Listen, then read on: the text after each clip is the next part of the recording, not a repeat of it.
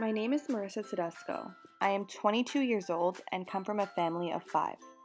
I'm not usually the loudest person in the room, and so most people might wonder how an introvert could ever have it in them to become a great leader.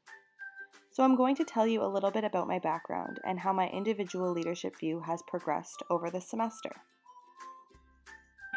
I did my undergraduate degree at Ryerson University and I majored in diversity and equity. Throughout my undergraduate degree, I developed a strong passion for the organization and management of diverse individuals with the aspiration to create and maintain human capital within an organization. After graduating from Ryerson, I decided to pursue a master's in industrial relations and human resources at the University of Toronto. HR is truly my passion, and from the very beginning of my academic career, I knew that my career path would be in HR. When it came time to choosing electives, I wasn't sure what I would take, but leadership definitely caught my attention. On the first day of leadership class, the first thing Professor Gallagher told us was that he did not have the perfect answer to the question, what is leadership? And that leadership comes more from within, as it is a dynamic definition rather than a universal one. As a class, we began to formulate some core values and beliefs based around the idea of what leadership meant to each and every one of us as an individual. Having never really thought about this before, some of the values that came to my mind were honesty, respect, integrity, learning, equity, and motivation. But little did I know that my leadership view would begin to evolve from this point. I had the opportunity to read the novel Persuasion, written by Arlene Dickinson. Persuasion is often thought of as a dirty word when it comes to leadership.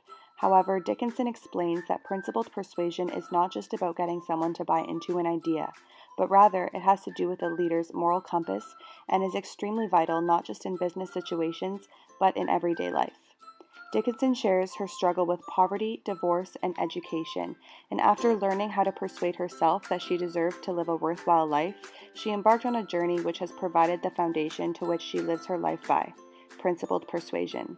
The novel also taught me about what it is like to be a female in a leadership role, and that though it won't always be easy, if you believe in yourself and stay true to your values, you have the potential to become an exceptional leader. In class, we watched a movie called The Endurance, a film about Ernest Shackleton's expedition.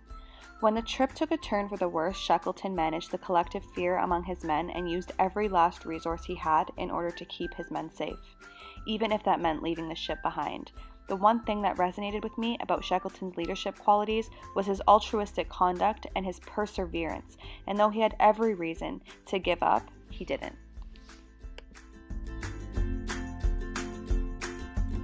During one of our classes, Professor Gallagher brought in a guest speaker. Paul Carter is a retired high school teacher and cross-country and track and field coach. The moment Paul began speaking with all of us, something about his demeanor really captivated me. You could tell he was a little nervous at first, but he was so down to earth and you could just see the passion in his eyes when telling us stories about his students and his coaching experiences. Paul was a very accomplished man as well. He took his team to the OFSA cross-country championships and won the Pete Beach Award for coaching excellence. And though he was very deserving of his accomplishments, he remained so humble and left an imprint on many of us that day that showed that leaders can take many different forms. In 12 Angry Men, a jury of 12 men are held inside a deliberation room to come to the unanimous decision regarding the murder of an 18-year-old boy's abusive father. With the evidence pointing towards the boy being guilty of murdering his father, most of the men believed the boy was in fact guilty. However, Henry Fonda's character used effective communication and interpersonal techniques to persuade the other men that the crime needed to be further investigated. He recognized that this was a human life that they were dealing with, and though he never ultimately chose a side, he put himself in the boy's shoes and wanted to explore all of the factors before making such a huge decision. I really loved the message of this film and the leadership perspective behind it. I had the opportunity to work with my classmates on a debate regarding whether World Hijab Day would have positive effects in raising awareness about the discrimination that Muslim women face on a day-to-day basis. In terms of leadership, one of my classmates, as a practicing Muslim woman, shared her thoughts about the movement. She stood up for what she truly believed in and that the movement would not really be sufficient in targeting discrimination in the long term. Her strength and charisma in front of the whole class that day is, in my eyes, an act of leadership that I will never forget. Over the course of the semester, I have come to learn that my existing view of leadership is more about passion or the drive behind an individual's vision. remaining humble and true to yourself, and persuading yourself that you can truly accomplish anything you put your mind to. And most of all, leaders in your life are much closer than you may think. They can be family members, friends, professors, or even people you have just met. And of course, I can't end the video without sharing my most favorite quote from the semester: "Whether you think you can or you can't, you're right," by Henry Ford.